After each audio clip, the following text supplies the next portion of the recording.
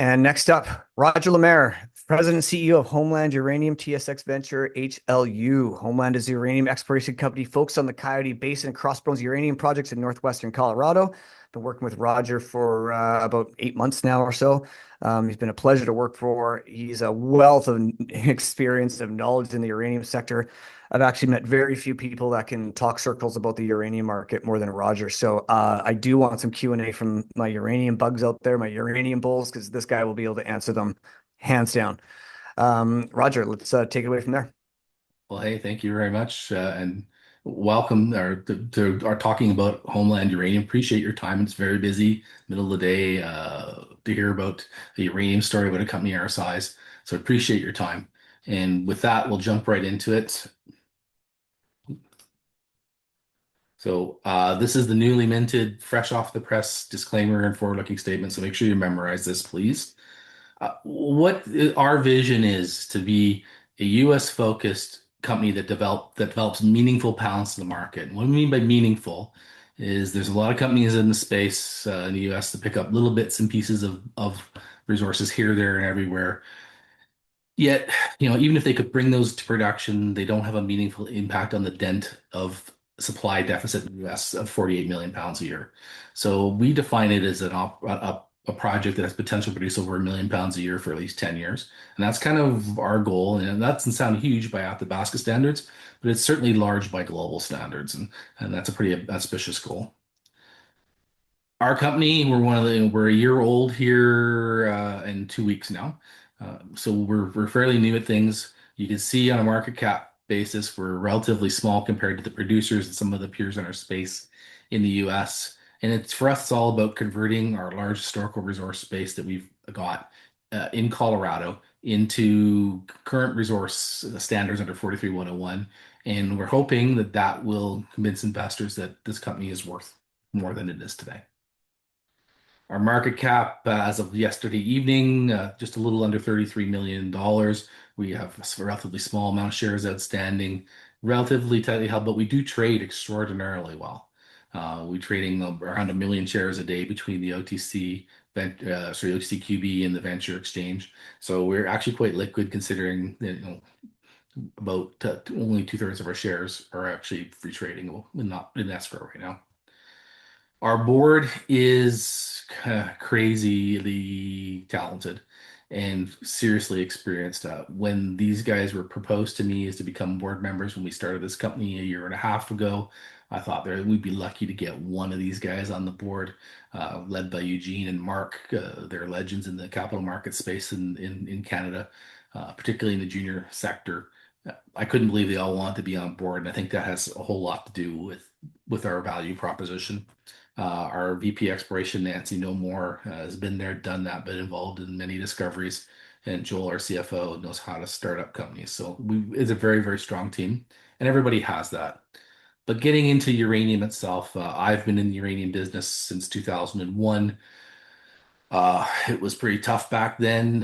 In order to get a job anywhere in the industry, you basically had to either retire or pass on, and that's exactly how I got into Cameco for many years.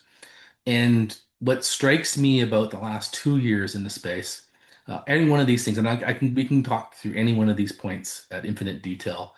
I would say any one of those things in the previous 23 years of my time in the business would have been seen as a revolutionary, what a great year this is for the nuclear industry. There are multiple things under each of those checkpoints that have been happening, and even things like are things happening in the Ukraine and concerns around existing nuclear power plants. That would have been enough to sink the sector 10 years ago in terms of the equities. And it just tells you how, I don't think nuclear has ever been this strongly accepted, even back from the 1970s golden age. But we have a serious problem. We see particularly in the US, and why we're focused in the US is we just see if you can build it economically, there's going to be a buyer for what you do. While the US is planning to quadruple generation by 2050, which is a pretty huge goal, even a 50% increase or 20% increase is going to be a challenge to meet supply. On the left-hand side, you're looking at what the US's needs are and what they've been producing. And that little line, horizontal line, it's hard to see, I understand, is 10% of the U.S. demand. They are so far away from self-reliance that anything we can build is going to be important. Regulatory streaming, definitely you're seeing a change in making things move along faster. And we're seeing that even right down to the exploration permitting stage. But the US is definitely strongly exposed to, but I'd say questionable or concerning countries in terms of their supply shortage for most about 44% of their needs. And so there's a real need for domestic production in the US, and that's where we come in. I think the biggest thing to take away is, and this one's really striking to me, there is absolutely no way we're avoiding a supply deficit. This is the forecast of the world's most conservative uranium supply demand group, Nuclear Association. And we need 11 McArthur River, or sorry, 11 Cigar Lakes to meet that demand in 15 years, which means we have to almost have it known about today. And to put things in perspective, there's only been 5 Cigar Lake sized deposits found in history. So there's a real challenge here for uranium, the supply to meet growing demand. And this forecast for upside demand doesn't include some of the drivers like AI, the SMR revolution, etc. And we're still in the early days of the cycle, and I don't want to I can get into the details if someone wants, but uranium isn't purchased by utilities first. It's the last thing they purchase. They work their way down the value chain. So enrichment, conversion, uranium product, if you see those prices continuing to move up, that means they're still early in the procurement process, and that's exactly what we're seeing today. So how do we fit in? We're definitely US focused. I love to say we predicted everything that was going to happen in the last year, and that's why we started what we did. We were certainly seeing positive dynamics in the US for uranium. Things have sort of, the administration just put sort of gasoline on a bonfire. We're in the Colorado Plateau, northwestern Colorado, 2 historical resource projects located in a formerly active uranium mining district. Uh, Very good place to be looking for resources. And two projects, each with one deposit, Coyote Basin, which we've just been working on here over the winter, and our Crossbones deposit, which is the amalgamation of 2 properties we bought over the last year. Both have historical resources. At Coyote Basin, we did a winter drilling program starting in November that finished at the end of February to try to prove up historical resources. Those weird orange and magenta and red hatched areas are where Western Mining, who discovered this project back in 1979, just as 3 Mile Island happened, and cratered the entire U.S. uranium industry. That's where they found uranium. We've been able to do preliminary drill programs over 2 of the 3 parts of that area, and we're still waiting for assays at this point in time. We're expecting them. We've been expecting them imminently for a few weeks now, but I do think that we're going to start to come in, and that will tell us what we need to do next. But even if just looking at what we've accomplished so far, there's still a lot of upside potential at Coyote Basin. The blue areas there have never seen any significant work outside of the resource area. There's actually one of the best holes in the program. There's a couple of loose holes up in this little bend up here that have never been followed up or included in the resource areas to the south. And of course, where we haven't had a chance to drill yet because we couldn't get the permits for it in time for the winter program is that northern area in the black box. So certainly still a lot of upside potential at Coyote Basin. And we've been able to find through our drill program in the southern area, radioactivity over an extended area, in the central area over an extended area, and we're just waiting for assays as we speak. Our project, this is what it looks like in January. We had a little bit of snow on the day we were there. It's a high desert country at about 5,900 foot elevation. And it has snow, but it's not permanent snow year round. It's fairly deserty and fairly scrubby. Our second project, which has got a real shot in the arm here over the last couple months, is Crossbones. It's an extension of the same stratigraphy in the same neighborhood as Coyote Basin, with historical resources found back in the past by a group called with Durango Shell Shaft and a consortium of others. We're planning for a 2020 second half 2026 drill program, and the reason why is that this whole known hosted mineralization on the property We weren't hugely excited about it till we actually acquired data from it when we bought Coyote Basin data and found out there were significantly wide areas of radioactivity in the downhole probe information. We were actually able to find some of the 2005 drill work, and just recently, at the end of in the beginning of February, we announced the purchase of some historical resource data, combined with what we already have actually moves this project forward ahead about 2 years in sort of our time planning process and saves us millions of dollars of work. And actually, it's probably on par in terms of development work with what we're doing at Coyote Basin. So we're going to do a little bit of work here this year to see, we know exactly kind of where from the data we just bought, where the drill holes are, it's in gray here in blue, where anomalous surface radioactivity is. We just have to go through the information and build an actual really solid mining, or sorry, not mining, surface exploration and drilling plan. And that's what we're working on today. So just to sort of wrap that up real quick, we're a company that has historical resources we want to convert over into meaningful pounds, become a US focused, meaningful contributor to the US nuclear industry with that 1 million plus pound a year at a single operation over 10 years.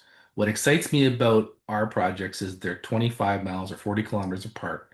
They're going to have There are a lot of actual synergies with mining those as a hub and spoke in the same neighborhood. And we're looking at doing it a little bit differently and applying known existing technology that has never been applied to the US uranium space since the 1970s. So these are open pit amenable operation or potentially operations that would be amenable to heap leaching potentially. So we'll do that work as we define the resources. And the plan will be over the next 2 years, define the resources, start studies and permits if the studies show us positive things, and be looking in that 2029, 2030 window. So with that in mind, uh, by all means, Arlen and the team, if you have questions, you can focus into that. Otherwise, ask questions here to me today. We're a U.S. focused uranium company in the best time to be in the nuclear space, the largest historical resource. We're well financed, great leadership, and we have an attractive valuation. And it's about getting the work done to convince you that we were more valuable. Yeah, it's certainly interesting when we start seeing the data from your drill programs for sure. We do got questions. Bruce, you said your your resources or your potential resources are open pit mineable. How much money needed to mine? So I guess like what kind of capex is a uranium? I guess what kind of capex ish is a open pit heap leach uranium project in the States? That's a really tough question to answer because it really comes down to the size of your pit and how much Yeah. stripping you're going to do. Yeah. So our mineralization or radioactivity we're seeing today is about a 50 meter, what's that? That's 160 feet Mhm. that from surface. All things being equal, a little bit of bumps and valleys here and there. So you're looking at probably a 10-ish to 20 to 12 to 1 strip ratio. And then the question is how that trend that you're looking at there is 3 miles long. So Mhm. how much of that do we cover? So you're probably looking at a capex. It's in the 2 to 300 million range to build the open pit and the stripping, and then the heap leach angle is not so as expensive as a conventional tank leach scenario. And the back end is actually of the recovery is actually really well known because you would use in situ recovery type techniques that you see with resins in the back end. So you're probably looking at totally in around another 200 million. So probably the four to Or six, four to ish. 100 million range. Very early to throw those numbers That's out there, but yeah, that's yeah. But yeah. this isn't like a multi-billion-dollar capex scenario. No, no, Okay. I don't Okay. think so. Okay. This is actually a really good question, and that's clearly someone who pays attention. Can you clarify why the second milestone payment was made before the 43-101 was put out?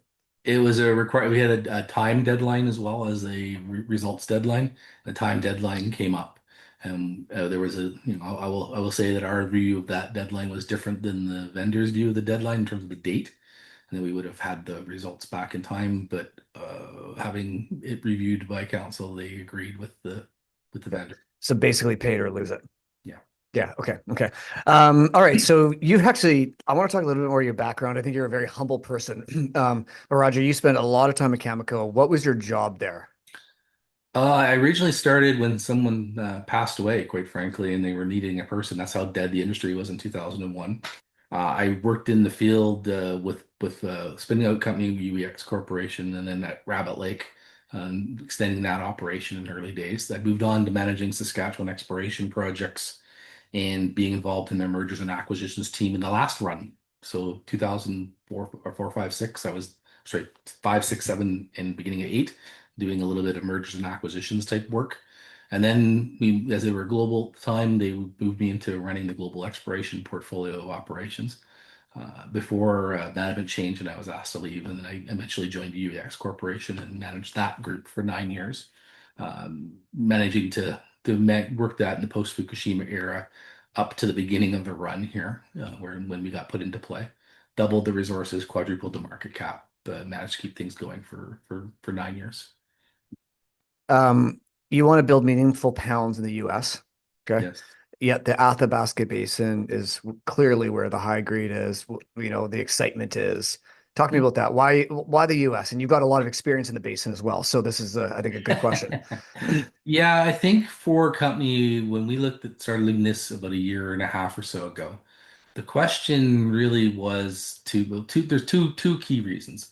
First of all, if you look out at the uranium world, and particularly the Athabasca Basin, or anywhere for that matter, the difference this cycle than the last is that last cycle, anyone who put uranium in their name could raise money and do well.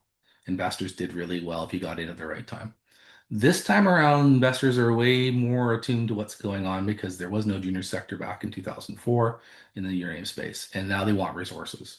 So for our ability to actually buy these resources, the cost involved was significantly cheaper than picking up a fourth tier asset in the Athabasca Basin that was pure grassroots and more difficult to be sustainable. Mm. The permitting regime in the US right now is certainly more favorable in Canada. I mean, I don't think there's a better project in the world since the MacArthur River than NextGen. Mhm. They're on the 15 plus year track. So, I love the high grade of the Athabasca. I spent an awful lot of time there. But at the end of the day, it's about producing and making money. And on a pound for pound basis, I believe that there are uranium projects in the US that can compete. Yeah, that makes sense. 15 years, eh? It's been 15 years since NextGen made that discovery. Well, no, it's not 15 since the discovery. It's almost 15 since Fission's discovery, but they're still Right. 2 Yeah, years yeah. away from getting to the finish line. Yeah. Well, I remember those years very, very, very well. Yeah. Um, okay. I look at your board, and I know you touched base on this, but like, come on, Eugene McBurney, Paul Matisek, and these boys, like these guys are the who's who in the world of mining, right? How did you put that together? And obviously you got a great track record, great experience, but how did you put that together? Uh, well, I reached out to the network people we had, and particularly that Sprott, or not sorry, Sprott, but the former Sprott Capital guys, the S&P Resource Finance guys, and they said, "Hey, there's a few people you should reach out to." And so for a few of them, they set me up with those. Some of the people in the shell company, Valley View Resources, suggested a few others. And I just reached out and told them the story. Do you want to be involved at this level? Because it's kind of early for most of those guys to be involved. 100%.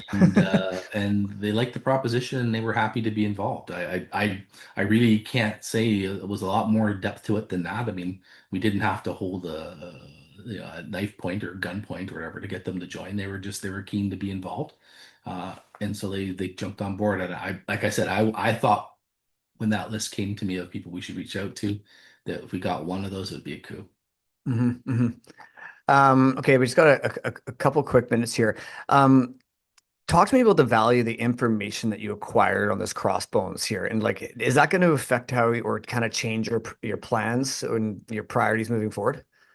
I think there's a really strong possibility it will.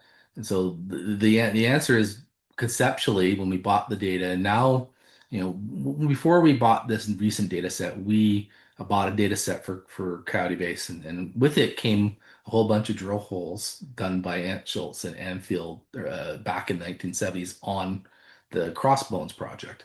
And we thought, well, we know what section they're in, which is a 1 mile by 1 mile area. We don't know where within them they are, and because we didn't have a map and there wasn't coordinates on the drill logs, but we had all the information. And then when we bought this Blue Rock information, we actually were able to marry them together. So what it does is instead of having to start over from scratch and say, okay, we know there's mineralization here, where do we think it is? We go, here's where it was. Here's the information. We might actually be able to use it to do a technical report when we augment it with some of the work that we're going to do ourselves. But instead of puttering along for the next couple of years trying to build up the information database, we actually know we anticipate, because we haven't done the work yet, 'cause we're still working it through, that we're going to be able to say, here's where we need to focus. Here's where we don't need to drill a hole. Here's where we do need to drill more holes. And it will put us about 2 years ahead of the timeline for moving this project forward. But more importantly, or as importantly, it's probably going to save us somewhere between 5 and 7 million in capital Wow. work. Wow. So it's tremendously important for us to have picked up this data set. I mean, for what we paid for it, it was it's certainly a real value driver. Yeah. I guess results will tell. Like, time will tell on results from what you're doing here.